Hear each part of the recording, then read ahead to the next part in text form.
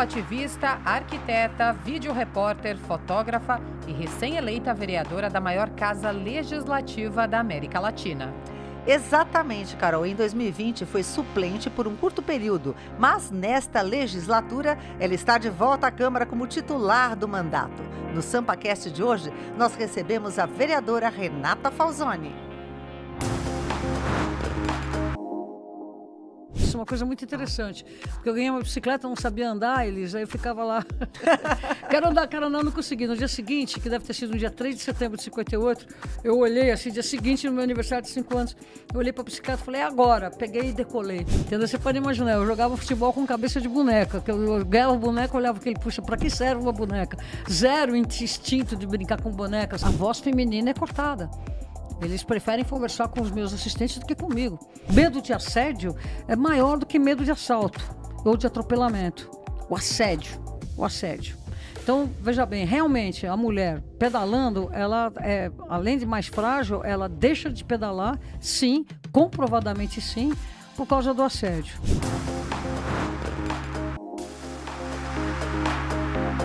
Bom dia, boa tarde, boa noite. Eu sou a Carol Câmara e este é o SampaCast, o podcast oficial da Rede Câmara São Paulo. E ao meu lado hoje a repórter Elis Marina, minha amiga. Tudo bem, Elis? Tudo ótimo, Carol. Olha só. Oi para todo mundo que está nos acompanhando a partir de agora. Olá também para a nossa querida vereadora Renata Falzoni. Seja bem-vinda a esse SampaCast e obrigada pela tua presença. Nossa, eu que tenho que agradecer, Elis. Que delícia estar aqui, Carol. Muitíssimo obrigada pelo convite. Bora falar do que interessa, né? Políticas de São Paulo. E, vereadora, vamos começar, né, Elis, do início da sua vida. Você nasceu aqui na cidade de São Paulo, certo? Como que foi a sua infância? Em qual região? Eu moro onde eu nasci, que é um apêndice do Jardim Paulista que fica pertíssimo do Parque de Ibirapuera, na beira do Córrego do Sapateiro. Quando eu nasci ele era aberto, que é a atual Antônio Joaquim de Moura Andrade. Então eu moro numa esquina de uma daquelas ruas daquele bairro. E eu nasci e vivi lá até os 10 anos, depois meus pais se mudaram e eu voltei em 81 para a casa vizinha de onde eu morava e estou lá até hoje. Portanto, faz 43 anos que eu voltei a morar na mesma região. E sou super paulistana, né? Ou seja, é uma região que você conhece muitíssimo bem, então, muito bem. né? São Paulo, para quem só anda a pé de bicicleta, transporte coletivo, a gente consegue referenciar a cidade pelo paralelepípedo, pelo buraco de rua, pelo buraco do bueiro, pelo poste, por aquele que está lá há décadas vendendo bilhete de ônibus, lembra? Que agora mudaram. Então, a gente tem uma referência da cidade não pelas ruas ou pelas esquinas, e sim pelas pessoas onde estão e as perfeições ou imperfeições da textura da cidade. Pelo movimento, né? Exatamente. E é muito interessante isso, né, Carol? Porque quando a gente anda a pé ou de bicicleta, a gente observa, né? Muito mais. As coisas na cidade. E quem anda a pé muito mais que quem anda de bicicleta, viu, Elis? Eu faço essa parte não digo uma crítica, mas de uma releitura da velocidade ser mais lenta, você percebe mais coisas. Porque o ciclista não para. O pedestre, ele tem uma velocidade que dá para ele andar e ver e ler um cartaz, observar uma vitrine, né? O nosso ciclista, a gente está sempre pensando na sobrevivência. E isso cega um pouco a essência, a textura da cidade para lojas, para outras coisas. Agora, essa região que você, né, vivenciou a vida toda praticamente, mudou muito? Mudou bastante. Desde na década de 60 foi canalizado o rio. Depois disso foi feito aquele hediondo túnel do Complexo Ayrton Senna, que estragou muitíssimo a região. Por exemplo, o projeto que foi feito para Antônio Joaquim de Moura Andrade, que seria Juscelino Kubitschek, que fica entre a Avenida Santo Amaro e a Avenida República do Líbano, era para ser um bulevar. O túnel não era para ele sair de debaixo da terra, ele só sairia debaixo da terra já na Juscelino, lá na frente. Conclusão, ao emergir e depois submergir, cisalhou toda aquela região. Então, o projeto que a gente aprovou em audiências públicas não foi o projeto entregue. E isso detonou muito a região. Muita poluição, uma avenida de altíssima velocidade. Você não anda mais a pé para lá da Vila Nova Conceição, que era só atravessar uma linda praça que havia. Hoje virou túnel. Então, assim, essa foi uma coisa que mudou muito. Outra coisa que mudou muito, Elis, foi uma gentrificação muito grande do bairro. Assim, os meus vizinhos, eles mudaram. eles foram basicamente expulsos, porque especulou muito. Então, as casas do meu bairro estão com muros muito altos, muitas casas fundiram com outras, ficaram casas muito maiores. E eu conhecia todos os meus vizinhos, né? Hoje, por mais que eu conheça, é por internet. Eu sei quem são, sei onde estão, mas você não mais os vê. Não convive no dia a dia com eles, né? Mas isso aconteceu na cidade inteira, não foi só no meu bairro. E quando você está andando à noite com os cachorros, você percebe, pá, aquelas luzes, te perseguindo, aquelas câmeras te olhando, assim, sabe? É bem 1984, viu? Para quem não conhece aquele livro do Orson Welles, que todo mundo tinha uma câmera em cima. É bem por aí mesmo. E, vereador... Mesmo assim, é meu bairro, adoro, amo, curto e trabalho muito por ele, é claro. E em relação ao ciclismo, quando que ele entrou na sua vida? Foi logo na infância? Nossa, muito cedo. Eu sempre fui uma menina, uma moleque esportiva, gostava de jogar futebol, correr na rua, brincar com os moleques, né? Sempre foi a minha praia. E pedalar é uma coisa que eu comecei a pedalar sem rodinhas no dia seguinte que eu fiz 5 anos de idade. Isso é uma coisa muito interessante. Porque eu ganhei uma bicicleta, não sabia andar, Elis, aí eu ficava lá. quero andar, não consegui. No dia seguinte, que deve ter sido no dia 3 de setembro de 58, eu olhei assim, dia seguinte, no meu aniversário de 5 anos, eu olhei para a bicicleta e falei, é agora. Peguei e decolei. Nossa, sozinha? Eu decolei no tapete voador. Nossa, aquilo foi incrível. Aí logo depois bati no portão fechado. Aí eu entendi que eu ainda precisava aprender a frear, fazer curva, essas coisas todas. Mas foi maravilhoso. E aprendi a andar sozinha. Amor à primeira vista. Primeira vista. Assim como foi amor à primeira vista, a fotografia e o cinema. Com 8 anos de idade eu já fazia filme. Com 12, 13 já estava em laboratório revelando. Olha. Isso muito influenciado por um tio que casado com a irmã da minha mãe, que um almirante, ele não era almirante na época, mas um almirante da Marinha, e ele era fascinado por bicicleta e por foto, e ele me influenciou muito, e são os meus grandes amores da minha vida, porque depois eu fui fazer, né, nós trabalhamos juntos, anos, décadas depois, nos canais de ESPN, onde o que eu fazia era pedalar e filmar. É verdade, é. Né, fazendo os programas Eram as aventuras e desventuras de Renata Falzoni. Eu me lembro bem Era o disso. primeiro programa de vídeo reportagem, câmera na mão, feito completamente em cima de uma bicicleta. Nem sempre a bicicleta estava em primeiro plano, mas era sempre o meio de transporte, o meio de aproximar, né, da chegada aos locais. E essa história de você ficar com a câmera na mão para mostrar tudo pelo ângulo de quem está pedalando se tornou uma vertente assim na tua vida direto, né? Você vê tudo que você faz na internet, você tem esse tipo de... E Elis, para chegar nisso, eu tive que me formar em arquitetura. Na arquitetura, começar a fazer muito laboratório profissional. Quando eu saio, eu começo a fotografar em jornais, revistas. Tive muito tempo na Folha, todas as revistas. Playboy, Placar, Isto É, Super Hiper, todas as revistas eu trabalhei da Abril. Fiz rádio também, porque a gente tinha naquela época a Rádio Eldorado com o João Mesquita muito forte, fazendo aventuras com texto, com áudio. Então eu também tinha o domínio do áudio. E aí eu começo, quando você chega na televisão, a gente reúne essas habilidades, que é falar em rádio, escrever texto que você vai falar em rádio. Texto de televisão é bem diferente, vocês sabem, né? O texto da televisão, o texto falado, não se aproxima ao texto de revistas impressas, então você se especializa nisso. E aí, durante os primeiros anos, de 95 até 98, 99, foi a gente conseguir fazer um trabalho que a tecnologia nos ajudou, porque melhoraram as câmeras, de implementar a linguagem da videoreportagem na televisão através do esporte extremo. Isso foi uma coisa que eu, durante 20 anos, fiz nos canais de ESPN e eu adoro isso. E era uma novidade também, né? Total. E se ainda estivéssemos lá, dificilmente eu estaria aqui. Foi um dos motivos que me levou a encarar de novo uma campanha, que em 96 foi engraçado isso, porque em 96 eu saí candidata a vereadora, já estava nos canais de ESPN, e 2 motivos me direcionaram para tentar a vida política. Primeiro, não conseguir fazer o que eu queria na ESPN, porque não foi chegar lá e falar, vou fazer vídeo reportagem, tudo não foi uma coisa que foi dada de graça, você teve que cavar mesmo espaço, mostrar que era possível. E também não estar conseguindo, e também porque abriram cotas para mulheres. Então eu não tive que ficar pedindo, pelo amor de Deus, um espaço numa legenda. Para cada mulher, eles conseguiam botar 2 homens candidatos. Então eu servi. Vem que nós te queremos, né? E foi uma experiência que eu não gostei, tanto que eu parei de tentar, né? Porque eu, embora tenha tido, pelo PSDB, 8.800 votos, para quem não estava ainda nem fazendo televisão na época, bastante mesmo, com 14 mil teria entrado.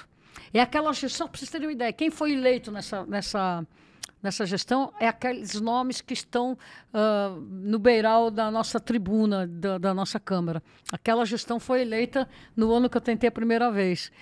E aí, desisti, não quis mais em 2020, 2022 e 2024 agora. Então, pelo que a gente, né, percebeu aqui pela tua fala, você foi para a política porque não conseguia, como jornalista, fazer aquilo que você queria, né? Basicamente isso. E aí, assim... E se eu, como jornalista, não conseguia o que fazer, eu não conseguia pautar as pautas que eram importantes de serem trazidas à tona. Só para você ter uma ideia, Elis, eu fazia bike repórter para a Rádio Dourado.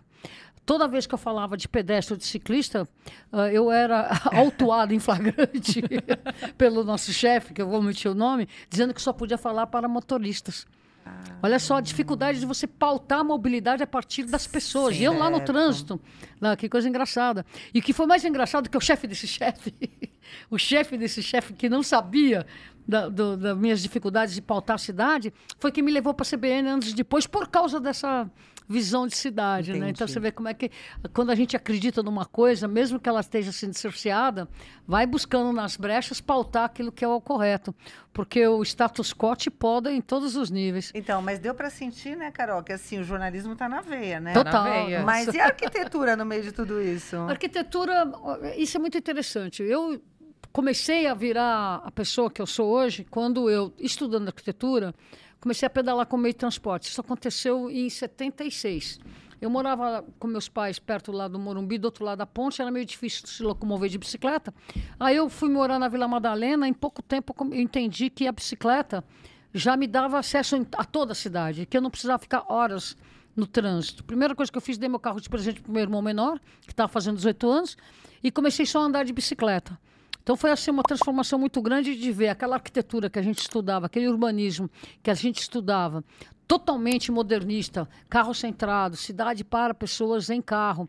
E não resolvia os problemas de quem estava a pé de bicicleta. Eu me lembro muito bem, eu queria visitar meus pais, que estavam do outro lado da ponte. Falei assim, puxa, é difícil atravessar aqui, vou para a calçada. Puxa, como é que eu chego na calçada? Não tem faixa de pedestre, não tem que a gente... Aí que eu caí na realidade de que a cidade não tem espaço para o principal elemento dela, que é a pessoa, né? Só tem espaço para a pessoa no automóvel, né? Então, assim, mudou muito a minha cabeça. E a partir dali, o que a arquitetura tem no meu trabalho? A gente... Eu frequentei 5 Velocity. O que é Velocity? É um congresso... mais importante congresso que discute a cidade e a bicicleta. Então, acesso à cidade, e ele tem um lado técnico, de arquitetos, de engenheiros, de pesquisadores de saúde, e tem o lado do ativismo internacional como um todo. E ele é muito eurocentrado. Então, ele tá calcado em cima de cidades que já se resolveram como cidades orgânicas, cidades de pessoas que podem caminhar, pedalar, usar o transporte coletivo, o carro. A multimodalidade não é um bicho de 7 cabeças. Então, sendo arquiteto, estudando tudo isso, a gente meio que faz uma pós-graduação informal em cima do urbanismo. Então está aí o lado do outra coisa muito interessante da arquitetura que eu gosto de falar e tenho muito orgulho, que é o seguinte: você tem uma questão a ser resolvida. Eu não gosto de usar a palavra problema, mas um sistema complexo que você tem que resolver. Você elabora, você levanta as equações, levanta as variáveis. As variáveis normalmente são aqueles fatores que pioram ou melhoram. A partir desse momento você fixa algumas variáveis e sai para soluções. É tudo que o arquiteto faz. Ele estuda as variáveis de uma problemática, de uma questão complexa, e a partir daí ele busca, com a estética que ele pode ter ou não ter, mas pelo menos, se você sai do conceito de ser para a pessoa, você já elimina vários conceitos que os urbanistas já têm como básico, que é começar o projeto pela avenida, não pela calçada, não pelo acesso, não pelo parque, muito menos pelo museu ou pela escola. Ele começa pela avenida, né? Como a gente estava conversando, o jornalismo está na veia, não adianta. Quando que teve esse salto da arquitetura para a área da comunicação? Como que foi? Na verdade, eu tenho que dizer que teve do jornalismo para a arquitetura e depois um regresso. Eu vou dizer por quê. Quando eu era moleca, que eu já estava fazendo fotografia, tinha aqueles brinquedos que a gente imprimia, eu fazia jornais impressos. O meu pai era radioamador, eu ficava fazendo bolins de reportagem para os filhos dos outros radioamadores. Não era uma conversa, olá, não. Eu descrevi o que estava acontecendo, a situação dos gatos, dos cachorros, que também é outro foco que me interessa muito na vida. Então, eu diria que eu tive uma distração, porque naquela época uma pessoa ia para engenharia, a pessoa ia fazer engenharia, medicina, engenharia ou advocacia. Você não tinha outras profissões. Eu teria ido para física pura, matemática pura, porque eu tenho uma cabeça muito dada a essas ciências puras exatas. Gosto muito. Para vocês terem uma ideia, no tempo de arquitetura ainda, eu fiquei um tempão fazendo um estágio numa empresa que era Bupec, que fazia cálculos estruturais de obras de arte. Tudo. Isso então, eu nunca imaginei. Né? Então, assim, eu sempre gostei muito eu vejo, assim, uma estrutura, eu vejo os vetores. Eu vejo uma bicicleta, eu vejo as flechinhas, assim. Então, eu tenho Ela toque, já vai fazendo né? umas contas mentalmente. E eu totalmente, sabe o toque? Eu fico contando tudo, eu fico vendo, analisando se breca, o que acontece. Isso é direto, né? Então, eu sou assim. Então, assim, eu tive uma divergência para ir para arquitetura, que foi uma coisa mais soft, né? Daqueles tempos, que uma mulher podia fazer, né? Tinha isso, total. Mas, assim, eu adoro arquitetura, adoro, mas, assim, o que eu gostaria mesmo de ter imergido seria no desenho da cidade, o urbanismo.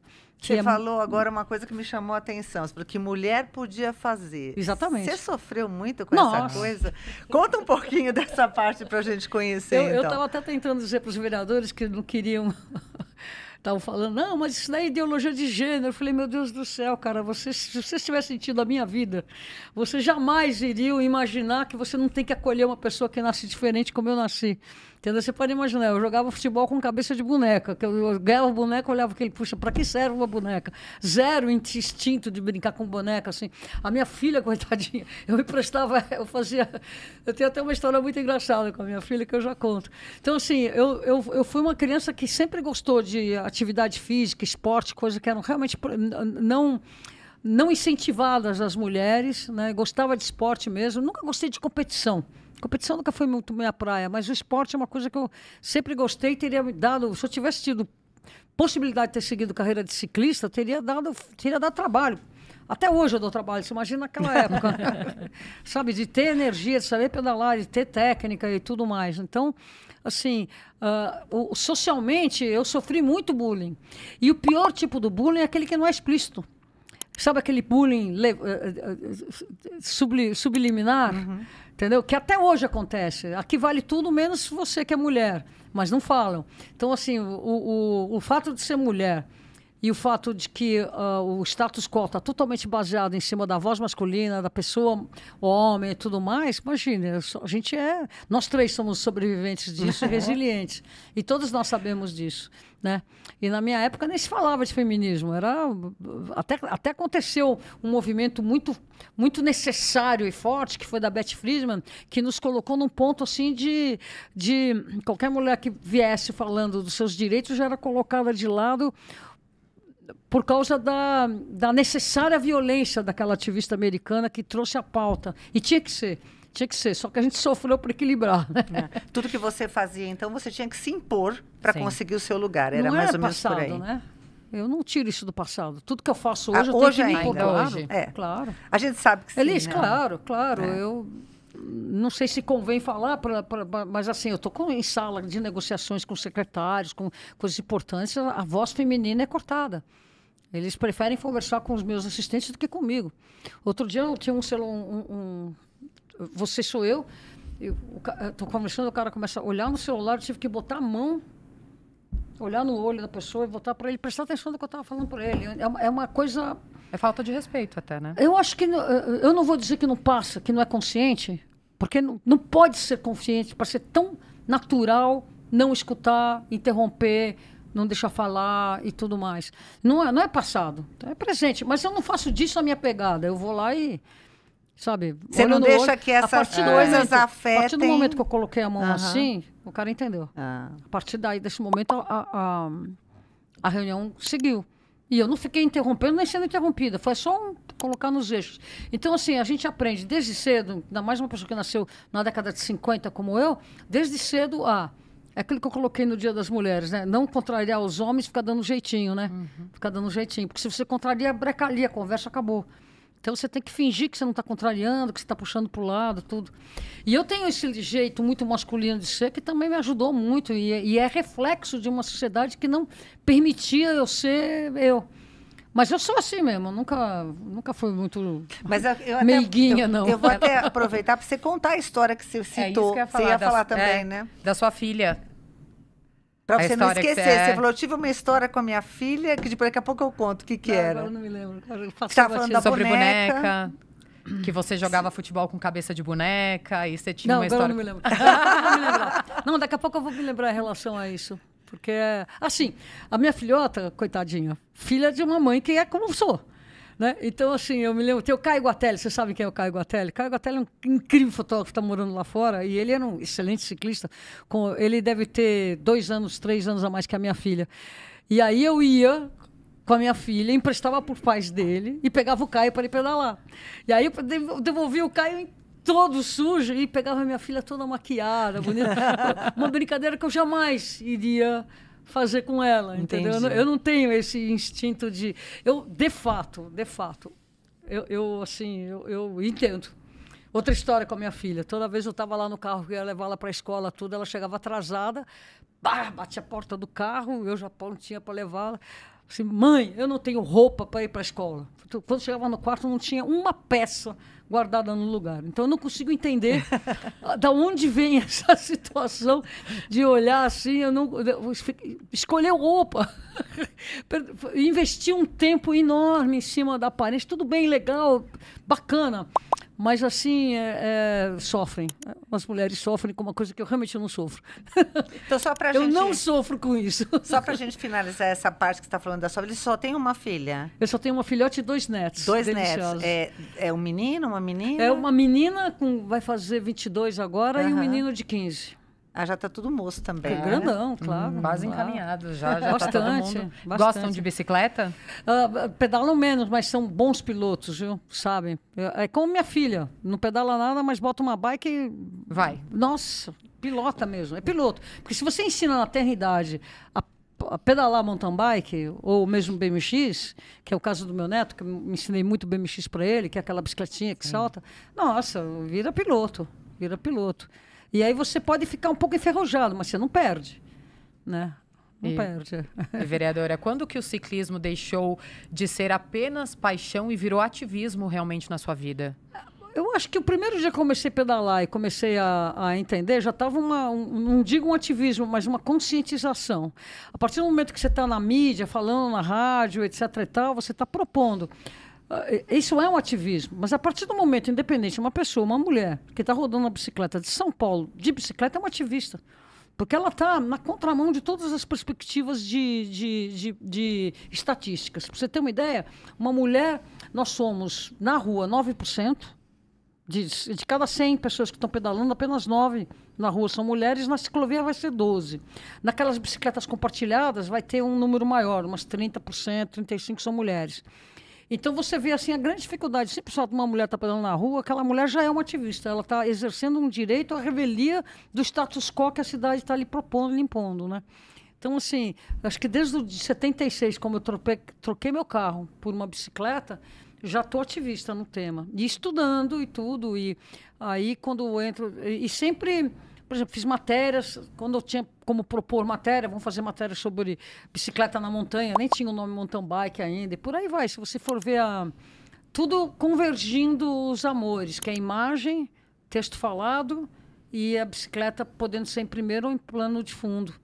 E a cidade a partir da pessoa, né? Você falou, desculpa, Elisa, rapidinho, que em relação às mulheres, que ainda o número de mulheres no ciclismo ainda é menor. Você acha como na mobilidade? Na mobilidade no ciclismo todo, tem melhorado tem muito. melhorado. Você Bastante. acha que falta muita segurança, às vezes as mulheres deixam de sair, porque tem muita mulher que gostaria de ir para o trabalho de bicicleta, andar mais de bicicleta. Você acha que elas se sentem inseguras de sair nas ruas da cidade com a bicicleta, tem medo de assédio, não só assalto, tudo, um conjunto de segurança, Carol, mesmo? Não é eu acho, é comprovado, tem números. Eu assim, até falo, né, que os nossos colegas do futebol, eles têm o direito de falar eu acho, embora eu acho aquele ridículo. Mas assim, para todos nós, jornalistas, que venhamos com os dados, né, aquela coisa assim do eu acho é para o futebol. Nós que estamos cobrindo o resto, não é eu acho. Existem estudos, para vocês terem uma ideia. Existe um grupo chamado Pedaline, que agora não está mais na atividade, que foi um dos primeiros grupos de ativistas só mulheres. Elas foram fazer uma pesquisa, medo de assédio é maior do que medo de assalto ou de atropelamento. O assédio. Então, veja bem, realmente a mulher pedalando, ela além de mais frágil, ela deixa de pedalar, sim, comprovadamente sim, por causa do assédio. Então, isso é uma questão mesmo. Então, o Brasil é um país que não tem, que não dá condições no espaço público, independente de ser ciclista, podendo ser pedestre, ou mesmo a mulher no ônibus, no metrô, dela ser protegida contra o assédio. Isso é um problema muito grande e se reflete na mobilidade ativa, né? Renata, você... E uma coisa interessante, desculpe, só um PS. Se você for ver, assim, acho que nós temos aí uns... É que agora, nessa pesquisa de origem e destino, não sei exatamente, mas pelo menos 30 a 32% das viagens são feitas exclusivamente a pé. Se você for pensar a maneira como a mulher se locomove, para mais de 40% das viagens de mulheres são exclusivamente a pé. Então, olha como é que tem um desequilíbrio muito grande da maneira como o poder público olha para a cidade. Se o problema dela é o assédio e elas ainda são a maioria na caminhada para o trabalho, falta muito um olhar feminino, né? Mais mulheres na política, com certeza. Não, isso que você falou é interessante, porque a gente ouve dizer, muita mulher deixa de andar sozinha de bicicleta. Fala, só vou quando eu estou acompanhada. Isso eu não posso eu não posso criticar. Isso me remete muito até às suas... empreitadas com o ciclismo em São Paulo, como grupos de bicicleta à noite, por aí vai, porque quando você anda em grupo, você se sente protegido. Eu comecei os Night Bikes, foi o grupo pioneiro, né? Isso foi no final dos anos 88. Em 88 a gente começa, 89 já está organizado, tudo. Quer dizer, eu já pedalava muito antes, em grupo, mas sozinha. Mas assim, buscando fazer um movimento, acontece no final de 88. E isso, você vê, o Brasil inteiro tem grupos noturnos, a cidade de São Paulo é impressionante, você fica de noite, para de noite, tipo assim, na frente do movimento, do Monumento da Bandeira, né?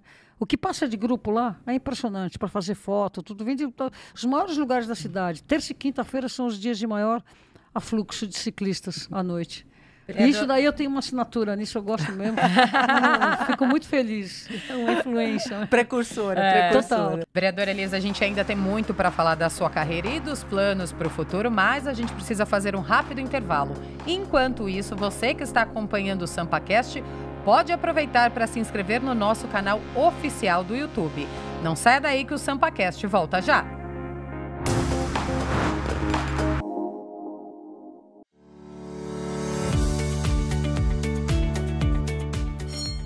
Estão abertos os trabalhos. Acompanhe o Colégio de Líderes e outras atividades da Câmara ao vivo pela Rede Câmara São Paulo, no canal 8.3 da TV Aberta Digital, no YouTube da Câmara e no Instagram, @Câmara São Paulo. Não vai perder, o Colégio de Líderes acontece toda terça-feira, às 2h da tarde. Rede Câmara São Paulo, sua conexão com a política da cidade.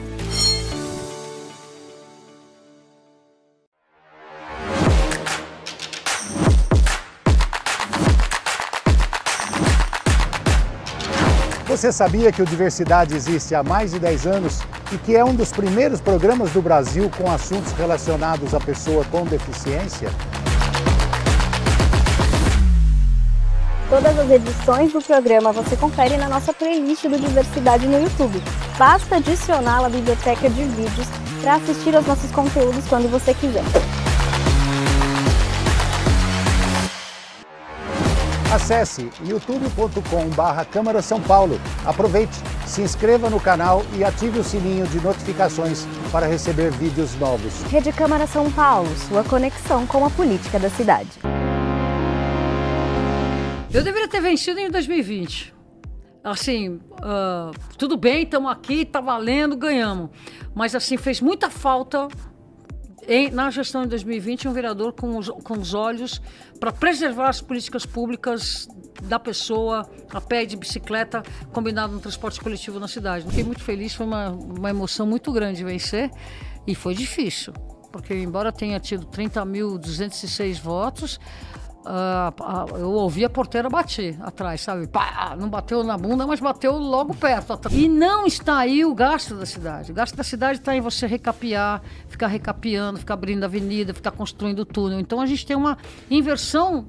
Não falta dinheiro, não falta espaço para plantar árvore, falta foco. Voltamos com o SampaCast, que hoje recebe a vereadora Renata Falzoni. Vereadora, uma das curiosidades que a gente viu, né, fazendo o roteiro para o programa, não sei se todo mundo sabe, mas é que você conduziu a tocha olímpica em 2016 no Brasil e pedalando. Queria que você contasse essa experiência. E não foi a primeira tocha estilo olímpica. Em 2007... eu conduzi também de bicicleta na cidade de Campinas a do Pan-Americano, que foram os Jogos Pan-Americanos aqui no Brasil. E aí, depois, a dos Jogos Olímpicos, eu pedalei na cidade de São Paulo. E como eu tive a oportunidade de escolher por onde, eu passei na Praça do Ciclista, que é um lugar que é um símbolo de resistência, resiliência nossa lá. Não, bacana. Foi legal porque a primeira vez que a tocha foi pedalada foi em 2007. E aí, depois, comigo... pedalei e logo de mim o Bala Louca, que é um menino que foi lá, trouxe medalha de... Não, ficou em 6º lugar nos Jogos Olímpicos, um menino muito valente no BMX. Se fosse para levar a taxa, tinha que ser com a marca registrada dela, né? Com a bicicleta, faz todo sentido. Não, é emoção, é uma coisa curta, mas assim, uma horda de gente vendo, aplaudindo, gritando seu nome, é incrível. É bem movimentado, né? Quando muito, tem esse tipo de evento, situação, né? Na cidade, levar a tocha para lá, para cá. Enfim. Interessante que quando eu carreguei a tocha, ela já estava passeando no Brasil há algum tempo e eles estavam com dificuldades na embreagem das motocicletas. Porque fica queimando a embreagem muito tempo. Teve até aquele incidente que quebrou a embreagem, o motociclista deu uma empinada e eu não sei se ele pegou no cara que estava com a tocha, sei lá, houve um incidente lá por estar com moto. Então, eu também participei dos treinamentos que foram feitos para os militares pedalar ao lado da tocha. Então, assim, depois de participar dos treinamentos, eu pedalei ao lado do pessoal de bicicleta, tomando conta da pessoa, do homenageado que estivesse levando a tocha olímpica. Foi encarecida. Isso aconteceu em São Paulo. Então, a tocha foi conduzida por pessoas escoltadas por ciclistas, policiais militares em bicicleta. Foi um trabalho muito feito bom lá na escola dos bombeiros, um lugar bem legal, assim. E, vereadora, vamos agora voltar um pouquinho para a política? Vamos voltar para a Câmara. Exato. Tudo é política. Você comentou que lá em 96 você teve a sua primeira tentativa. Quando que você decidiu realmente voltar a tentar um cargo político? Não foi bem uma decisão minha. Em 2019, eu comecei a receber uma pressão muito bem organizada de pessoas que entendiam que para fazer uma incidência política teria que ser através de um cargo eleito. Porque até então nós tínhamos sido bastante bem recebidos para compor com alguns outros políticos, mas na hora do vamos ver, uma pessoa que não pedala, que não está na rua, não entende e esquece a pauta. A prioridade acaba sempre sendo a partir do olhar de quem só anda de automóvel. É o que acontece. Vou tirar aí o Nabil com 55 menos 2, 53 vereadores, que tem a perspectiva, a ótica, a experiência do automóvel apenas, não do ciclista. Digo Nabil porque ele também, como eu, não tem automóvel, né? Ele não usa o automóvel da casa, anda muito a pé. Então, assim, aí o pessoal já estava decidido e eu vinha falando, não quero, porque 96 tinha sido muito ruim, muito desagradável. E quando você sai de uma vida civil totalmente organizada, com empresa, com tudo acontecendo, especialmente um jornalista, e você vai para a vida de política, você perde tudo isso que você construiu, porque você não pode mais associar o seu trabalho a nenhuma marca. Então, eu não tenho condições de ter patrocínio, não tenho condições de ter quem pague o programa, quem pague as minhas redes. Então, é uma coisa que quem vem da comunicação tem que pensar muito antes de abandonar, de largar. E você vai para uma campanha. Você não vai para, eu vou fazer isso e vou ganhar. Não, você vai fazer isso, vai gastar seu tempo, vai parar, vai interromper sua vida, vai ter muitos dissabores, porque a campanha é uma sucessão de gerenciamento de crise o tempo inteiro. E você não sabe se vai vencer. E também não sabe se uma vez que venceu, você vai conseguir fazer o trabalho que você pretende. Tudo isso eu estou colocando realmente a realidade que é. Todo mundo que estiver nos ouvindo, tiver interesse em entrar na política, por favor, o faça. Porque é legal, vale a pena, tem que vir e vem nos ajudar. Então, no final de 2019, esse grupo estava muito forte. Eu disse, não. Aí eu fui para Brasília, a convite do Ministério da Cidade, porque a gente estava fazendo um estudo sobre como viabilizar uma lei chamada Bicicleta Brasil, Bicicleta Brasil, uma coisa assim, e que não sai do papel por falta de verba, etc. A gente estava lá estudando, e aí veio de novo o mesmo grupo, mas brasileiro. Eu falei, Renata, precisamos de você. Aí caiu a ficha, porque você tem que ter um nome forte, que tem trabalho para conseguir. E não é só quem pedala que consegue investir e colocar um vereador. Você tem que ter um trabalho que permeia outras áreas, né? Então, fizemos em 2020 uma campanha que foi bem sucedida, mas ganhamos, mas não levamos, porque eu tive 26 mil votos em 2020, mais do que 30 vereadores que assumiram. Então, a gente não foi falta de votos, foi falta de sorte mesmo. Estávamos no partido errado. Em 2022 eu fui para estadual, foi uma campanha difícil. Eu mesma fiquei doente no final, tudo, batemos na trave de novo. Agora, 2024, eu não tinha plano B. Eu ganho. Mas você pode imaginar, nesses 4 anos, o impacto que foi na minha vida profissional, essas interrupções de 1 ano. Então, de 4 anos, só consegui trabalhar 2 e fiquei outros 2 em campanha, eternamente em campanha. Mas você consegue vislumbrar uma estratégia que você fez, que foi o caminho para você conseguir estar hoje aqui? Eu deveria ter vencido em 2020. Assim, tudo bem, estamos aqui, está valendo, ganhamos.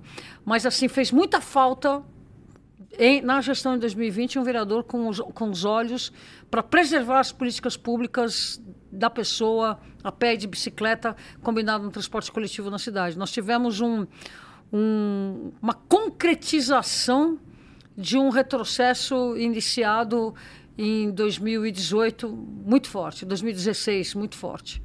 Então, a gente, se eu tivesse conseguido entrar em 2020, a gente não estaria trabalhando com um retrocesso tão grande como nós estamos trabalhando agora, que naturalizou que estrutura cicloviária para tirar. Hoje mesmo, estava lá no Minhocão, tirando ciclovia para colocar estacionamento de automóvel, espremendo, tirando a calçada. Vai espremer no mesmo espaço que tinha uma ciclovia só, 2 ciclovias, mais os pedestres para colocar estacionamento de automóvel. Isso não seria imaginável se nós tivéssemos trabalhado 4 anos mantendo o conceito daquilo que a gente conseguiu aprovar no plano diretor, né? Que é menos espaço para automóvel, mais espaço para mobilidade ativa e sustentabilidade, adaptação, mudanças climáticas e tudo mais.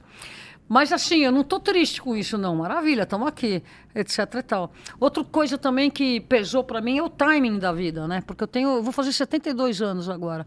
Então sabe, chega uma hora que você quer usufruir a vida sem estar pensando na complexidade que é você estar vereadora, né? Então, estamos aqui, estamos fazendo. Realmente quero fazer um excelente trabalho. Vamos ver quantas gestões eu vou estar afim de fazer, se consigo, e por aí vai. É o que ela deixar pendente, ela vai se candidatar novamente. Deve ser isso. Mas, assim, também tem um princípio assim, de querer trazer mais pessoas que pensam direito, não só aqui em São Paulo, mas no Brasil inteiro, né?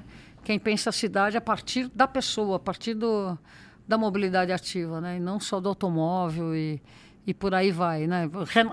A gente tem que começar a plantar muitas árvores, renaturalizar os rios, transformar, criar bosques conectados urbanos, que as pessoas possam usufruir, que eles não sejam trancados, cercados, né?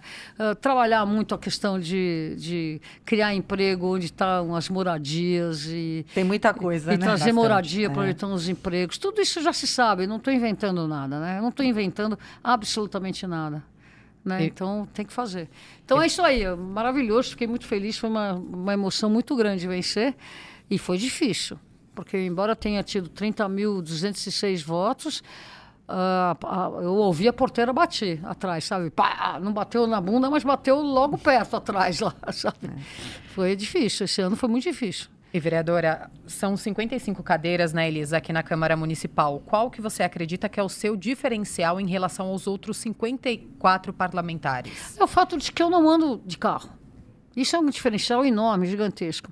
Porque por mais que a pessoa saiba que estão ruins as calçadas, saiba que as ciclovias não estão bem, saiba que o transporte coletivo poderia melhorar, eu estou no transporte coletivo, eu estou na calçada a pé, eu estou pedalando, eu não estou no carro. Entendeu? E se a cidade melhorar para quem está a pé, de bicicleta, transporte coletivo, ela vai melhorar muito para quem está no automóvel. Então, inverte o foco da solução. Porque as pessoas imaginam que o problema está no congestionamento. Não.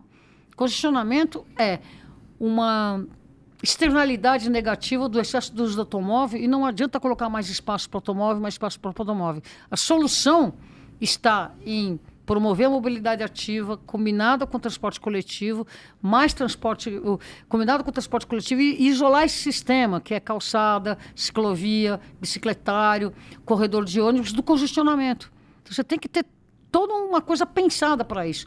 E não está aí o gasto da cidade. O gasto da cidade está em você recapear, ficar recapeando, ficar abrindo avenida, ficar construindo túnel. Então, a gente tem uma inversão. Não falta dinheiro, não falta espaço para plantar árvore, falta foco correto do que fazer. Né? Então, essa gestão prometeu 10 milhões de metros quadrados de novas ruas asfaltadas, 1 milhão de metros quadrados de calçadas.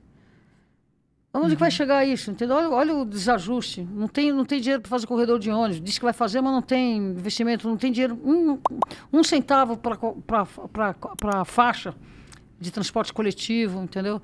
As ciclovias foram prometidas 233 quilômetros, que foi o que faltou dos 300 da última gestão. Então não prometeu nada, não tá prometendo que vai cumprir o que não vai.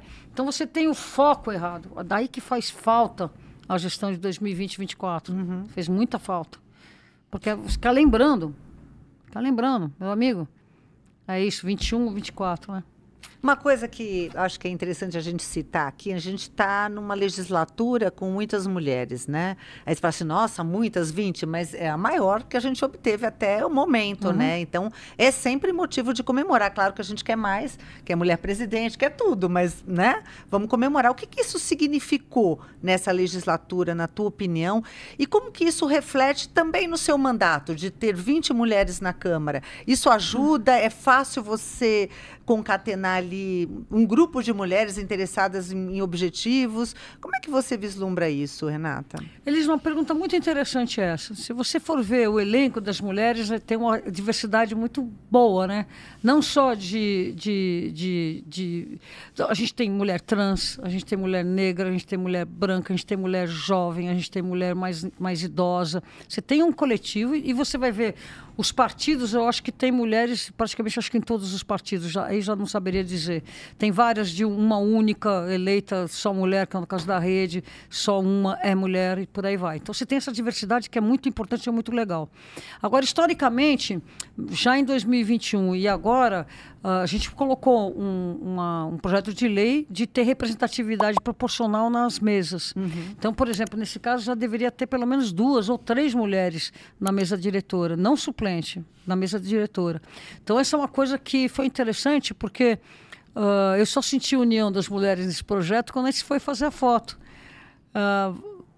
Todas elas subiram para serem fotografadas em corpo. Então, foi legal porque nem todas se atinaram de assinar o projeto, então talvez se atinem, entendeu? Essa não é bem uma provocação, é mais uma constatação, porque eu não vou provocar ninguém a assinar no contrapelo, né? Foi interessante que vários homens assinaram o mesmo projeto. O próprio presidente resgatou um projeto anterior dele que visava uma coisa similar. O nosso é um pouco mais completo, mas tem a mesma pegada e foi rechaçada no passado. Então, o Ricardo Teixeira queria fazer a mesma coisa e foi brecado. Então, é interessante isso. Agora, dada a diversidade de matriz mesmo, de matiz partidária, a gente não vê um conceito único principalmente na pegada da família, da mulher, da dificuldade com educação sexual e por aí vai. Não tem um consenso nem perto de ter, que está muito... Esses debates muito importantes, eles estão muito mais atrelados, não ao gênero do vereador, nem opção de gênero do vereador, e sim a uma matiz de esquerda e de direita para ser, no mínimo, rasa do que eu estou descrevendo. Porque eu não gosto dessa coisa de esquerda e de direita, porque eu não me alinho a nenhum dos dois lados e sou lá taxada por ser de esquerda, etc. e tal. Bom, tudo bem, faz parte da história, porque se você fala não para a base, automaticamente você é tudo aquilo que eles acham da oposição, comunista, de esquerda, comunista, e blá, blá, blá, e aí vai. Então é muito raso a maneira de analisar dentro da casa, e piorou muito, mas a gente sabe por quê, né? Então piorou muitíssimo. Então, e isso também reflete no conjunto das mulheres. Então a gente não tem, assim, uma identidade às mulheres da Câmara de São Paulo. Mas, por exemplo, num projeto desses que elas estamos apoiando, talvez faça. Nenhuma delas não quer representatividade. Nenhuma delas não quer. Talvez elas não expressem. Mas elas com certeza quereriam mais representatividade. E, vereador, tem algum outro projeto que você gostaria de destacar que já protocolou aqui na Câmara? Ai, são tantos. Tem vários, assim. Tem alguns que a gente sabe que vai ser bom debate. Por exemplo, a gente gostaria de impedir que a prefeitura ou qualquer pessoa fizesse obras à noite na cidade, a não ser que fosse de uma necessidade, porque assim, a privação do sono é algo que atenta à saúde da pessoa. Outro projeto que a gente está fazendo, que esse daí não é um projeto de lei, é um projeto de verdade mesmo, nós estamos com uma auditoria cidadã nas ruas, nós temos mais de 100 ciclistas fotografando cada centímetro de ciclovia, seus problemas, e nós estamos criando um imenso documento para entregar para a CT. Porque, por exemplo, na gestão passada, a CT teve dinheiro para reformar ciclovias, mas não sabia o que fazer nem aonde. Por quê? Porque não pedala, não tem o cuidado, etc. e tal, né? Então, a gente está fazendo esse documento que vai ser de muito bom tom. A gente conseguiu brecar, via MP, a obra da Cena Madureira, que é um absurdo, completamente fora, completamente na contramão. Agora vamos puxar um debate. Todo presidente da subcomissão, essa é uma coisa interessante, a subcomissão que vai regulamentar a profissão do mototáxi com passageiro, né, com moto com passageiro. Isso é um debate muito delicado. Nós estamos tentando fazer a CPI das mortes no trânsito, porque de 2020 para hoje as mortes voltaram aos patamares. Em apenas 3 anos, nós regredimos 10 anos na história, na luta, no combate das mortes no trânsito. E isso é, sim, uma questão de opção, de gestão. A gente tem que realmente trabalhar. Que mais? Quantas coisas nós estamos fazendo aqui? Então, a gente tem projetos de leis que eles são morosos. Nós tiramos, de 2021, nós conseguimos, inclusive, fazer uma audiência pública de um projeto muito importante para a cidade, que foi legal, que depois que ele passou na primeira votação, a Ruth Costa pediu a coautoria. Então, esse é um projeto que o único pessoal da bancada da esquerda sou eu, a proponente. Então, ele é um projeto que tem uma matiz enorme de pessoas apoiando, inclusive o próprio presidente da Câmara, que é não cobrar taxas de eventos de ruas, quando os eventos são gratuitos, quando eles são... Então, a gente ampliar um pouco mais essa possibilidade de você fazer eventos até desportivos nas ruas, sem ter que pagar um absurdo para você ter passeios, tudo. Mas, nossa, tem tanta coisa. Tem um projeto das ruas de paralelepípedo, que a gente não quer que elas sejam asfaltadas, por uma questão de manter a permeabilidade do solo, velocidade mais calma. Tem também a trilha Interparques, que é... A zona sul da cidade de São Paulo é uma zona muito, muito de Mata Atlântica, tudo, e a gente precisa preservar. E existem pelo menos 10 unidades de conservação, então a gente está apoiando um projeto que não é nosso, mas eu sempre participei desde o começo dele, enquanto cidadã, não vereadora, que é ligar 10 unidades de conservação pelas estradinhas de terra que tem no sul da cidade, com isso promover o cicloturismo, o ecoturismo sustentável da região. Né? Você vai para lá, você vê coisa de murici, coisa de açaí, é uma delícia lá, muito bom.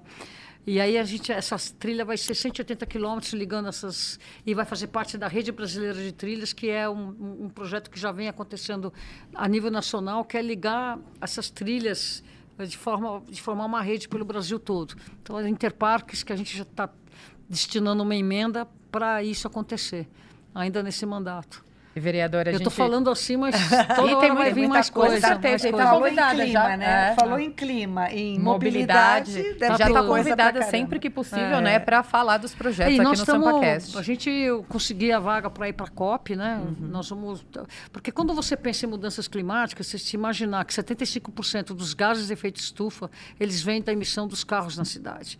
Então a gente tem que realmente combater a questão da mobilidade.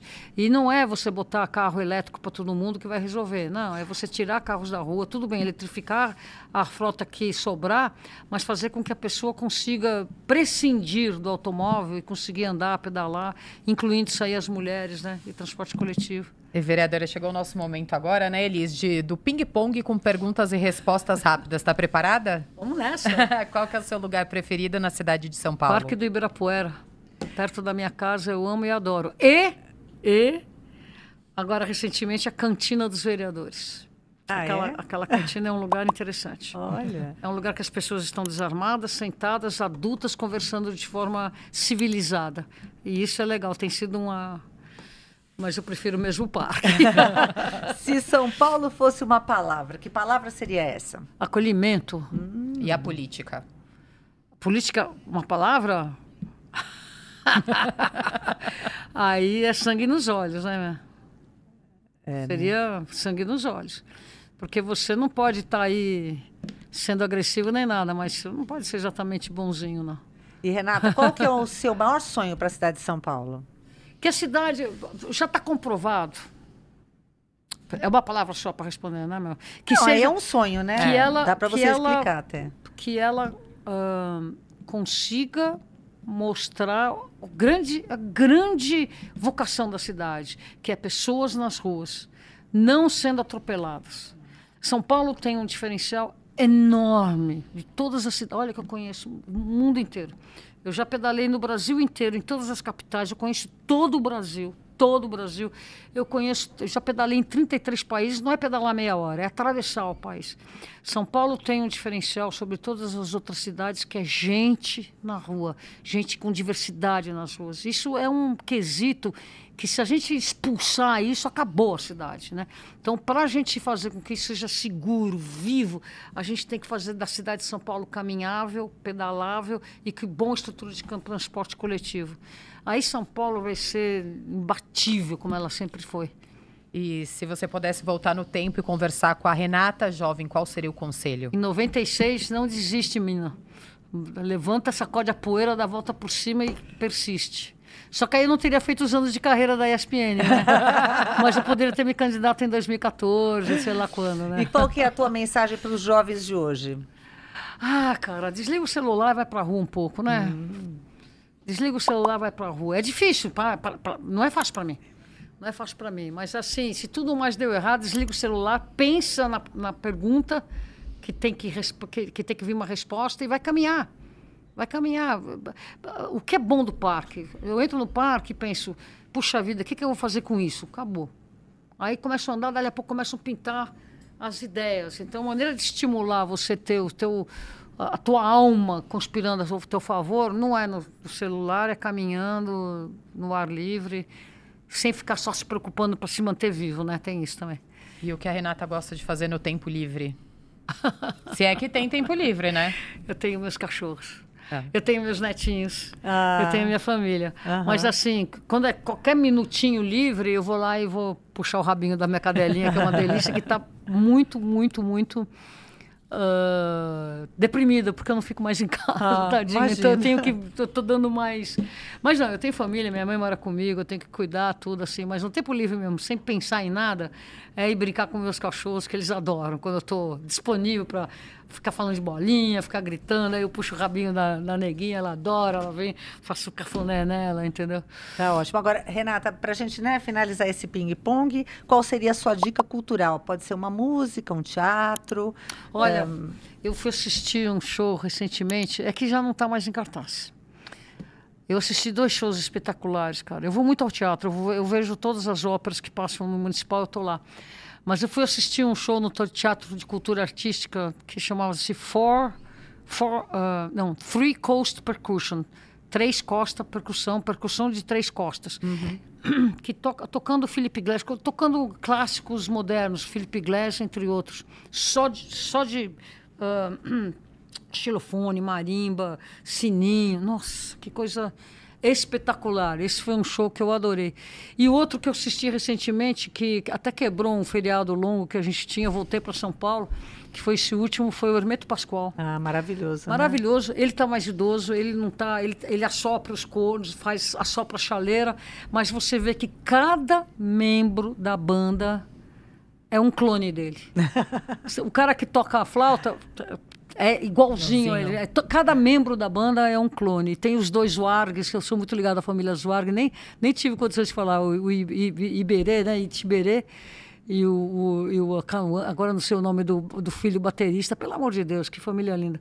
Que o parente dele, chamado Ernesto Zwarg, foi quem primeiro me levou para conhecer o que era o Greenpeace e tudo. Então você vê aquela turma do Hermeto que é só, primeiro, reverenciar um ícone que já está com idade, e cada um deles você vê que é um hermetinho. Queria muito ver o Gismonte, Gilberto Gismonte, ele não tem vindo para o Brasil, eu gostaria muito de vê-lo.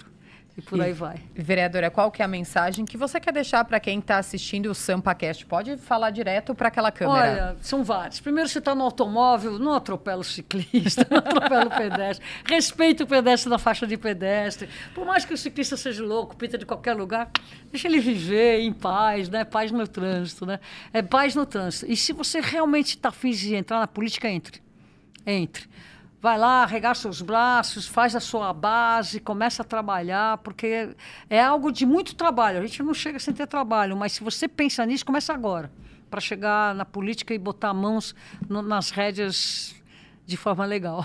Bom, infelizmente, o programa está chegando ao fim, né, Elis? Foi um papo gostoso. Queria agradecer sua companhia hoje aqui. Prazer imenso, assim como nós tivemos o enorme prazer de ter você aqui com a gente, Renata. Muito obrigada por tudo. Elis, querida, Carol, muitíssimo obrigada. E a todas e todos, bom fim de semana, bom seja o quê? Vamos nessa. Obrigada, viu, vereadora? Obrigada. E é isso, esse foi o SampaCast de hoje. Semana que vem tem mais. Continue acompanhando os conteúdos da Rede Câmara pela TV Câmara São Paulo, pelo portal da Câmara e também pelas nossas redes sociais. E não se esqueça também de se inscrever no nosso canal no YouTube. É isso aí, pessoal. Rede Câmara São Paulo, sua conexão com a política da cidade. Tchau. Tchau.